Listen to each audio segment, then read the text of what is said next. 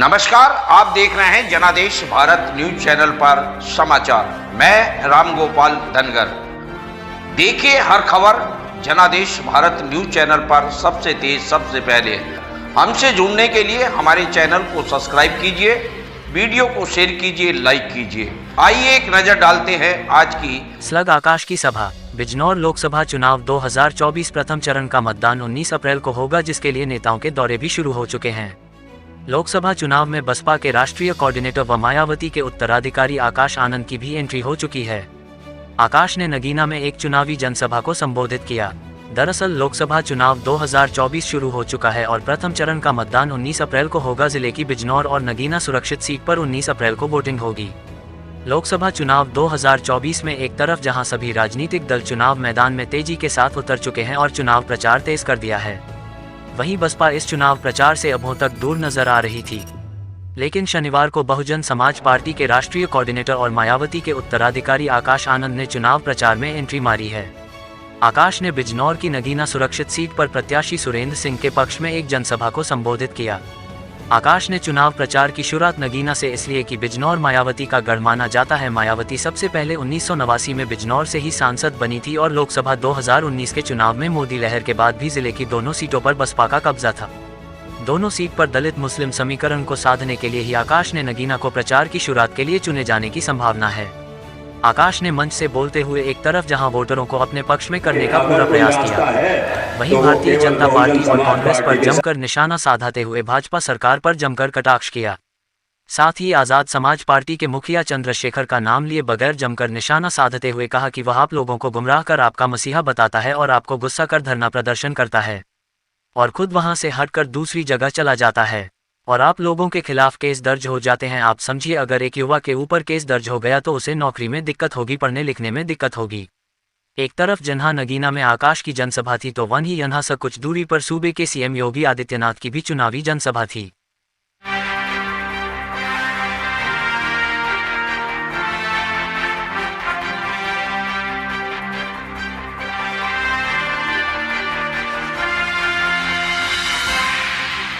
राजनीतिक दलों ने तकरीबन 16,500 करोड़ रुपए बड़े बड़े धरना सेठों की कंपनियों से इलेक्टोरल बॉन्ड यानी चंदे के रूप में लिया।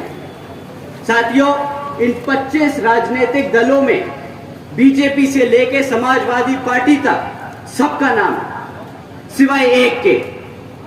क्या आप जानते हैं किस पार्टी का नाम इलेक्टोरल बॉन्ड्स के चिट्ठे में नहीं आया? साथियों, आपकी बीएसपी सही कहा।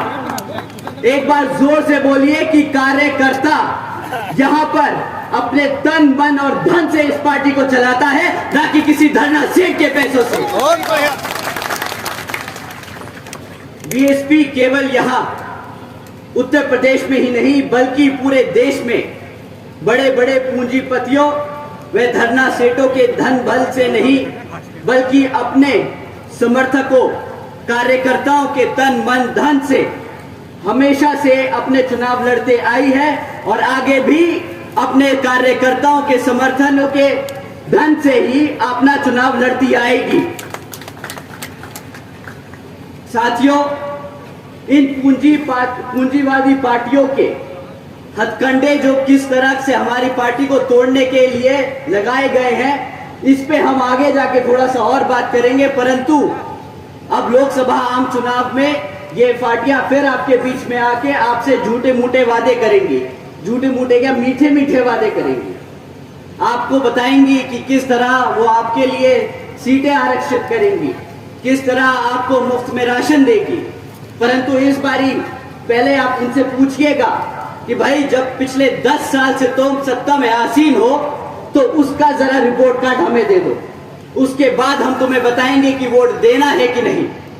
और इस बारी मैं कुछ मुद्दे आपके बीच में छोड़ के जा रहा हूं जो आप उनसे पूछ सकते हैं। साथियों, पिछले 10 साल से भाजपा केंद्र की सरकार में आसीन है और उनसे आप सिर्फ 3 मुद्दों पे बात कीजिएगा कि भाई तुमने हमारे बच्चों की शिक्षा के लिए क्या किया, उन्होंने हमारे युवा साथियों के रोजगार के लिए क्या किया और हमारे बड़े बुजुर्गों की सुरक्षा के लिए क्या किया। साथियों, मैं ये कुछ पॉइंट्स आप पे छोड़ के जा रहा हूं जो आप उनसे जरूर सवाल कीजिएगा। साथियों, शिक्षा के मामले में बीजेपी की सरकार के नाम क्या क्रेडिट आता है? हर दूसरे तीसरे महीने पेपर लीक की खबरें आती हैं। ये है इनकी शिक्षा। पिछले ही कुछ महीनों में उत्तर प्रदेश में भाजपा की सरकार में कुछ पुलिस कांस्टेबल की पोस्ट के लिए एक एंट्रेंस एग्जाम रखा।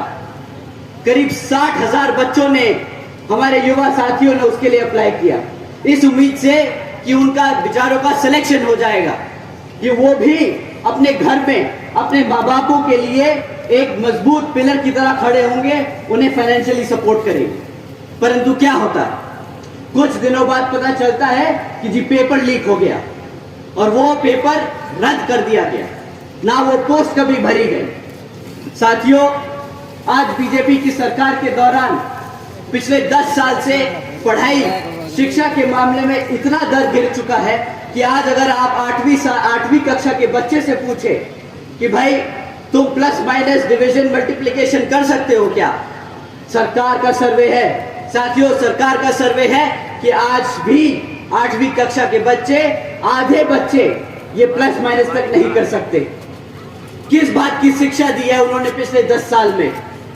साथियों, अगर आप बोलते हैं कि इंडिया को आप वर्ल्ड में सबसे बड़ी इकोनॉमी बनाने जा रहे हैं, तो उसकी सबसे बेस फाउंडेशन एजुकेशन होती है, हमारी शिक्षा होती है। और आप अगर भारत से अमेरिका में काम लोगे, अगर आप भारत से चाइना में काम लोगे, अगर आप भारत से यूरोप से काम लोगे, तो आपकी बेसिक एजुकेशन क्या है कि आपको अंग्रेजी बोलनी आनी चाहिए। भाई आप उनसे हिंदी में तो बात नहीं करेंगे ना, आपके बच्चे अंग्रेजी में ही उनसे बात कर पाएंगे। परंतु भाजपा की पिछले 10 साल की सरकार में शिक्षा का इतना बुरा हाल हो चुका है कि आज हमारे बच्चे अंग्रेजी का एक सेंटेंस नहीं बोल पाते। और ये मैं अपने मन से नहीं, सरकार के सर्वे और डेटा रिकॉर्ड से बोल रहा हूं। तो पूछिए भाजपा की सरकार से कि ना तुम पेपर पूरे करा पाए, ना तुम हमारे बच्चों को प्लस माइनस सिखा पाए, ना तुम उन्हें इंग्लिश बोलना सिखा पाए, तो किस बात की तुमने हमारे बच्चों को शिक्षा दी? उन्होंने आपके साथ, आपके भविष्य के साथ खिलवाड़ किया है। साथियों, ये बात शिक्षा के साथ साथ आपके भविष्य का है। तो आप एक बार जरूर उनसे पूछिएगा कि भाई साहब